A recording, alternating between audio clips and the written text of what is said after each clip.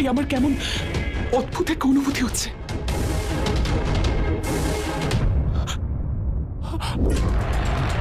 ব্যাস, এবার এই শেষ আহুতির সাথে সাথে আমার এই দোষ তোমাকে চিরকালের জন্য আমার বশে করে নেবে ধামিনী। আর সেটা হওয়ার পর তোমাকে ভয়ের অন্ধকারে সারাটা জীবন কাটাতে হবে। শনি! ধামিনী, ধৈর্য ধরো। মঙ্গল তোমার উপর তার পরবর্তী প্রহার করবে, কিন্তু আমি জানি যে এই প্রহার থেকে আমি তোমাকে কিভাবে সুরক্ষিত রাখবো।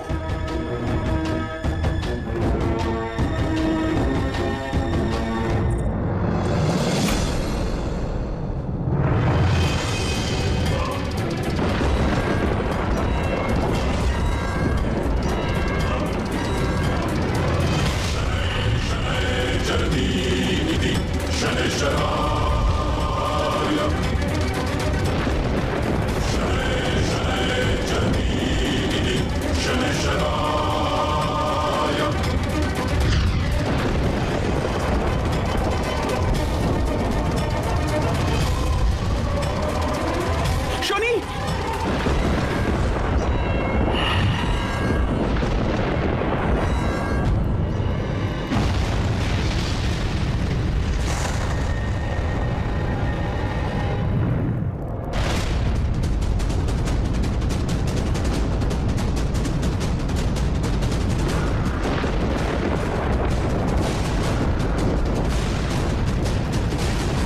শনি!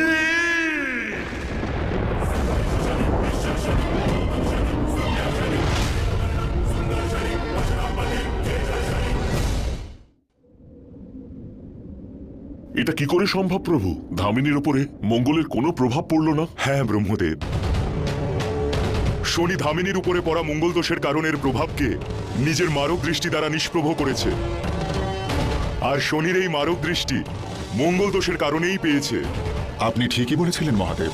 যদি কেউ চায় তাহলে নিজের কর্মের দ্বারা অভিশাপকে বরদানে আর বরদানকে অভিশাপে পরিবর্তিত করতে পারে। কিন্তু নারায়ণ, এটা সংকট নির্বাপনের স্থায়ী উপায় নয়। এই উপায় কেবল কিছুক্ষণই কার্যকর থাকবে। কিন্তু শনি, মঙ্গল এত সহজে শান্ত হবে না যতক্ষণ না আমাদের দুজনকে শেষ করে দিচ্ছে। না ধামিনী, আমি ত্রিদেবকে মঙ্গলকে শাস্তি দিতে এই কারণে বাধা দিয়েছি, কারণ এবার আমি নিজে এবার মঙ্গলকে শাস্তি দেব ওর প্রত্যেকটি কর্মের জন্য। মঙ্গল দোষের যে অধ্যায় মঙ্গল আরম্ভ করেছে, হয় তা সমাপ্ত হবে, আর নয়তো মঙ্গলের বিনাশ আমার হাতে নিশ্চিত। কিন্তু শনি, আচ্ছা, তুমি যখন তোমার দৃষ্টির প্রভাবে ইন্দ্রদেবকে সমাপ্ত করতে পারতে, কিন্তু তখন তুমি এটা করনি কারণ তোমার বিশ্বাস ছিল যে সঠিক সময় এলে সে তার কর্মফল অবশ্যই ভোগ করবে। তাহলে কি এটা মঙ্গলের ক্ষেত্রে প্রযোজ্য নয়? না ধামিনী, যখন মঙ্গল প্রথমবার আমাকে কষ্ট দেওয়ার উদ্দেশ্যে তোমাকে বশীভূত করে ক্রুদ্ধ করেছে, তখন আমি শান্ত ছিলাম, কারণ তার প্রহারের প্রভাব আমার উপর পড়েছিল, ওর লক্ষ্য আমি ছিলাম।